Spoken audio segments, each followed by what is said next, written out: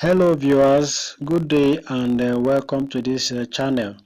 Now quickly, I stumbled on this video by this popular man of God who is of the opinion that we should love who we marry other than the popular public opinion which states that we should marry who we love. And for me, I ask why, and I also know that a lot of you might be asking why.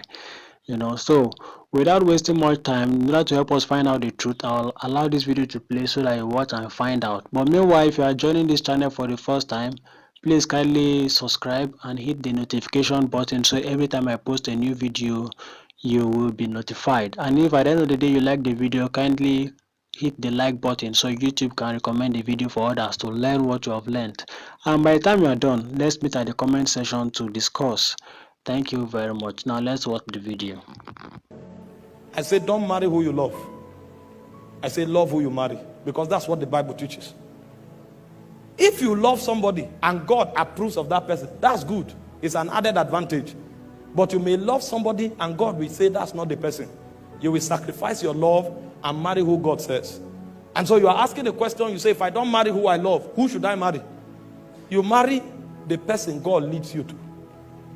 Number two, you marry a person that fears God, that is under the government of God.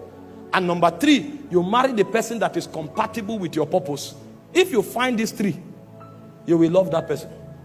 But if you marry somebody you love who God is not choosing for you, or you marry somebody you love who is not under God's government, and you marry who you love and he does not compact with your purpose, after a few years you will discover that that love will vanish.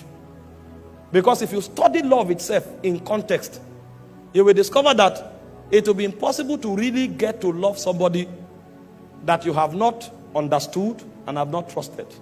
Because love has three cadres. The first cadre of love is affection. The second cadre of love is understanding. Understanding is superior to affection.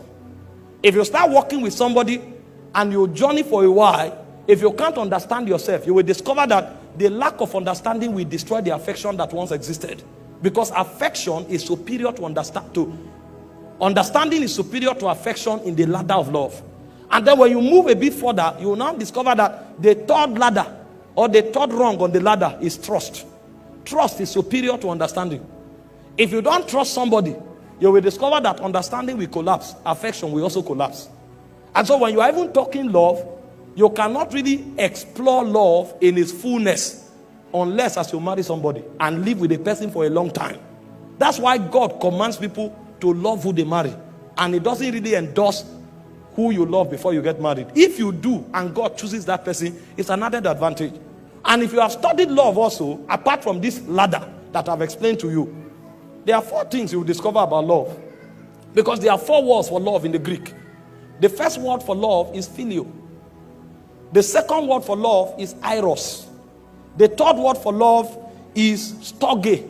And the fourth word for love is agape. Love is deeper than the feeling. The word phileo is a kind of love that is created by circumstance. And that kind of love runs on emotion. So if I'm in a place with somebody for a while, because that location kept us in that place, we are going to discover that there are few things that connect us. And so because of that circumstance that is created, we will begin to bond in a way. That kind of love is called phileo. If you change that circumstance for a while, that love will begin to die. Because that love is orchestrated by a circumstance, and that love runs on emotion. If you change the circumstance and you alter the emotion, that love will die. It's called phileo. Friendship operates at that level. And then you have what we call eros. Eros is romantic love. Romantic love is motivated by your definition of beauty.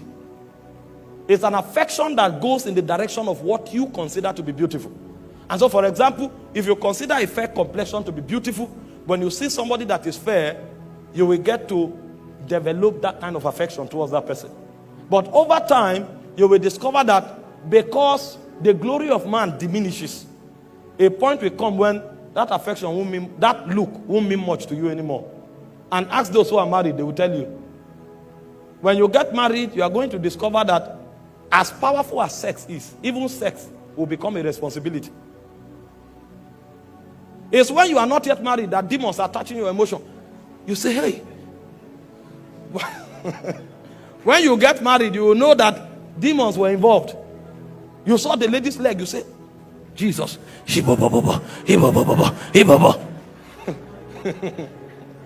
When you get married, you will discover that that leg can be on your head. You will be burdened. Because Eros is motivated by what you consider beautiful. A point will come, it will diminish. You will now discover that Eros is not enough to bond you. That's why those who run to marriage because of sex, after 1 month they run out. And the people you meet before you get married, most times, is phileo and Eros you feel for them. The higher kind of love is called storge and agape. Storge is companionship. Storge is built by understanding. Storge is not dependent on emotion. That's why people who have understanding, when they become old, at 70, you will see them hold themselves, walking together. It's called companionship. There are two things that bet storge. One is understanding, another is covenant. And covenant runs on blood. So the relationship you have with your brother and your sister is called storge. That love originates from your bloodline. And so you will discover that you will live with your brother for many years. Even if you fight, a point will come, you will need that person. And if you are quarreling and the person dies, you can't sleep. You will not feel it in your mind. It will be a weight on your chest. If you have lost somebody before, you will know. Because that covenant is breaking. And so that detachment will create a weight on you that you can't define. Because that kind of love is covenant oriented, and it is also based on understanding. It is when you get into marriage that you can build storge. There's no way you can build storge before marriage. Because marriage is prosecuted on covenant. And that covenant is enacted on the altar before God, and it is consummated on the bed of affection. And then as you walk with that person over time, you will now begin to build understanding. You will now discover that if that person can discern you and you can discern the person, a kind of love that you can't define begins to grow. You just know, it looks as if you become dependent on yourself so much that you can't do without each other. You can be together for 2 days. There's no Eros operation. There's no sex. But you are gisting and talking to yourself as though sometimes you even gossip with one another. What's happening is storge.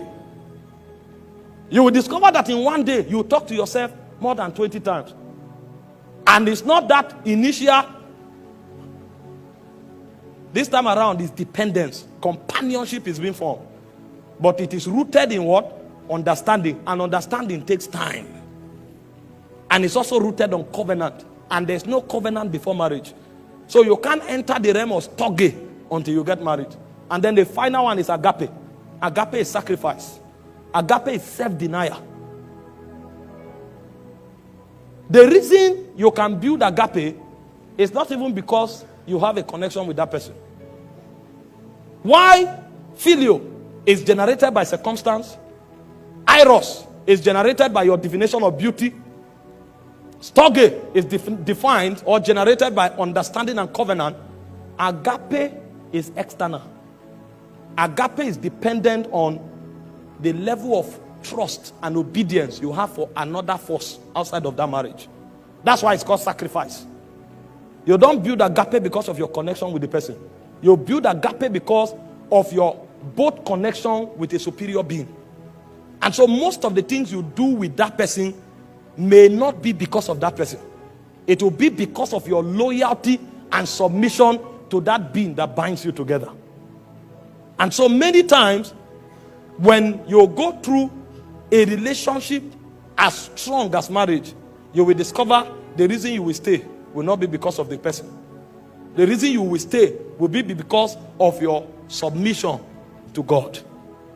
That's why it is in worship and it is in loyalty to spirit beings that agape, the subject of agape, can be defined.